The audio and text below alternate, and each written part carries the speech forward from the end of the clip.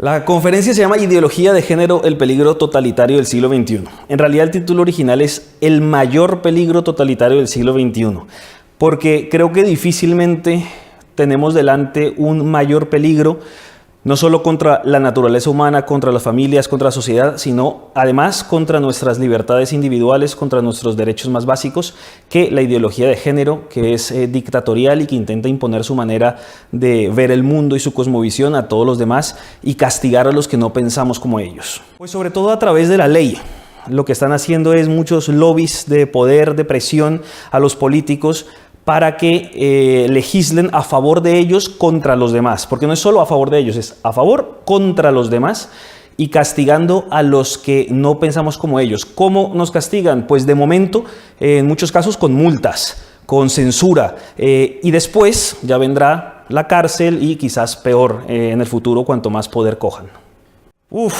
Prácticamente ya en todo Occidente, lo tienen muy fuerte en Estados Unidos, en Europa diría que igual o mayor.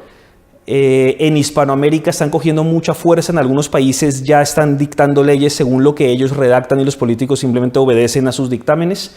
Y por supuesto en Asia, en África, pues tienen menos influencia de momento. Sí, va a ir a más porque cada vez tienen más dinero, más recursos para poder hacerlo y cada vez están mejor organizados además. Muchos de ellos son muy inteligentes, se organizan bien, son muy capaces y competentes en cuanto a lobby, en cuanto a labor política, labor social, difusión, medios de comunicación, hacen muy bien esa labor, pero además cada vez cuentan con más dinero, de dos lados. Uno, de privado, de millonarios como George Soros y compañía que les inyectan miles de millones de dólares para que puedan seguir haciendo sus lobbies de presión.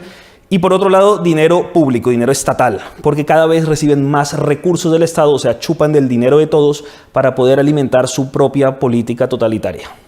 Originalmente había un feminismo liberal que salía de la Revolución Francesa y que tenía muchos aspectos con sentido común, con lógica, con argumentos, con normalidad y naturalidad, y que en muchos casos puede ser muy compatible con la filosofía libertaria. Pero eso fue sobre todo al origen, estamos hablando del siglo XVIII y XIX, se corrompe mucho en el siglo XX y se fusiona más con la línea que venía heredada del marxismo, el feminismo marxista, y entonces prácticamente ese feminismo de origen liberal va desapareciendo y se fusiona con el marxista, y por tanto las nuevas definiciones de la segunda ola y tercera ola del feminismo ya no tienen nada que ver y son completamente incompatibles con el libertarismo. Sí, hay una disfuncionalidad, pero es al revés.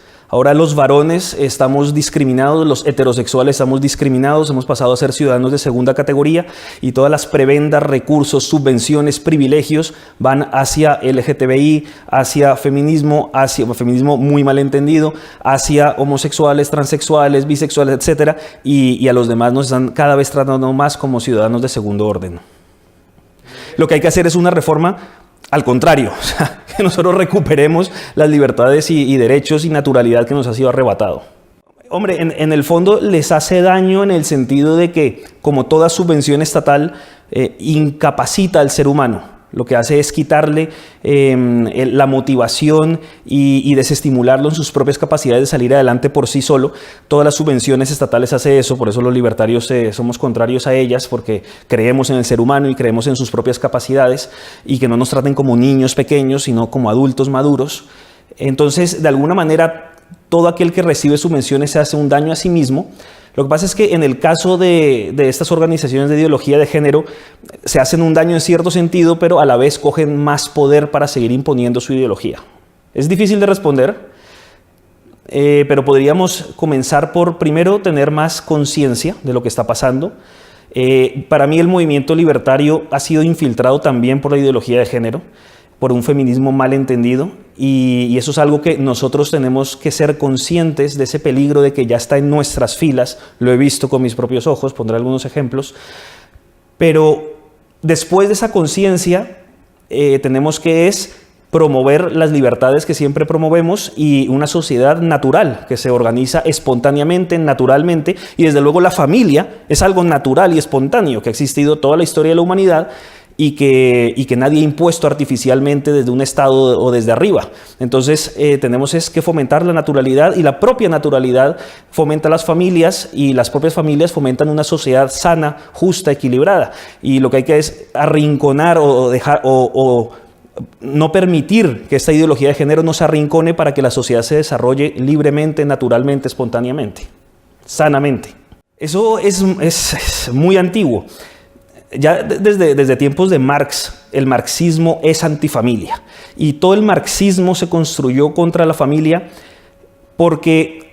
Y además ese feminismo marxista sale de esa dialéctica donde, primero, el discurso es: la historia de la humanidad se reduce a la historia de la lucha de clases, los opresores contra los oprimidos, los ricos contra los pobres, y va haciendo esa dialéctica. Pero desde ahí se les ocurre decir: no, pero es que también la historia de la humanidad es la lucha de los sexos, es el varón oprimiendo a la mujer y la mujer tratando de sobrevivir de esa opresión del varón, y es tiempo de que se invierta esa tendencia, igual que los proletarios tienen que echar a los burgueses, y es el mismo discurso. Desde la Unión Soviética se hicieron muchos experimentos sociales de construir una civilización sin familias, y destruyeron la familia conscientemente, hacían experimentos de ingeniería social para que no tuvieran matrimonios, para que hubiera promiscuidad, para que los hijos fueran de todos, y trataron de hacerlo, y eso eventualmente fracasó porque la familia es natural. Entonces todos estos experimentos comunistas y de la izquierda pues siempre fracasarán porque son artificiales, inventados y contra natura, pero siguen obsesionados para destruir la familia y destruir la naturaleza humana, y es, digamos, el desarrollo de ese antiguo marxismo ahora en un marxismo cultural. Yo me gusta más el término austrolibertario que liberal, entonces bueno, voy a decir así, pero mi forma, bueno, es muy importante la acción humana de Mises. No estoy de acuerdo con absolutamente todo, pero es un gigante libro, una obra del pensamiento humano. La fatal arrogancia de Friedrich Hayek. Han sido muy importantes, ¿no? El libro Socialismo de Mises, la Constitución de la Libertad de Hayek. También quizás el pensamiento de Huerta de Soto también me ha inspirado mucho, de Rothbard también ha sido importante, el Manifiesto Libertario, y Hoppe incluso también tiene buena literatura. Sí, yo creo que esos serían algunos de los libros más importantes. Y por supuesto los antiguos, ¿no? Desde Juan de Mariana, los de la Escuela de Salamanca, pues que esos fueron los primeros inspiradores de estas ideas de las libertades políticas y económicas, también tienen mucha valía. Y sobre ideología de género, creo que el libro más importante no se ha escrito todavía, pero se está escribiendo. Hay mucha literatura y en realidad muy poca en comparación con otros estudios, porque todavía apenas se está estudiando, se está desarrollando. Y todavía hace falta mucha investigación, y yo creo que el mejor libro todavía no está escrito, pero se está escribiendo, os lo aseguro.